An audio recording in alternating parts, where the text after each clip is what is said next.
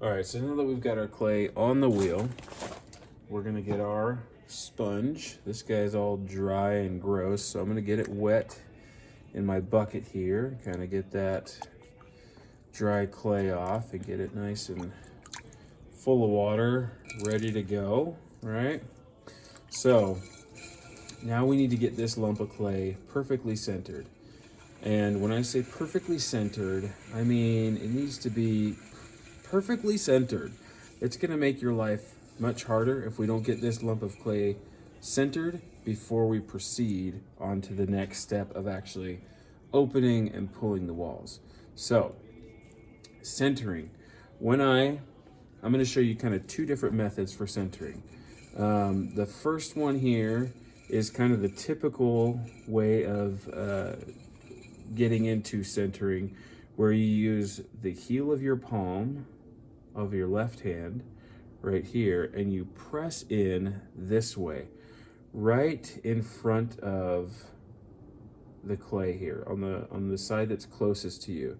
I'm not pushing on it over here, I'm not pushing over here, I'm pushing directly in the center. Okay, I've got the heel of my palm pressing right up against that clay right there. Okay, now if I just push this way on the side, the clay, it can't go down, so it's going to start traveling upwards. Now it's not going to travel upwards in a uniform fashion, so I have to create a barrier on the top here, and that's where this hand is going to come in. Okay, our right hand, we're going to use I call this the karate chop part of your hand, right? And it's going to sit right on top here. Now if you look closely, you'll see that this part of my hand is not over the whole top. It's really just on this half, okay? So when I go to center, I've got the heel of my palm pressing this way while karate chopping downward. Now, with my hands in this position, it's gonna make your life a lot easier if you keep these hands pressed together really well. Okay, it's kind of like we're creating one tool with our two hands. Okay, and I'm going to press forward with my left hand and down with my right hand.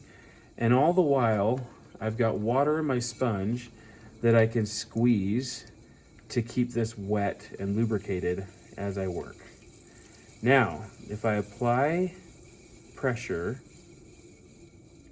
and my arms are anchored to either this splash pan, or if you're sitting down to your legs, if I can get my hands anchored or my arms anchored and my hands pushing nice and firm on this piece of clay, we can get that centered pretty quick.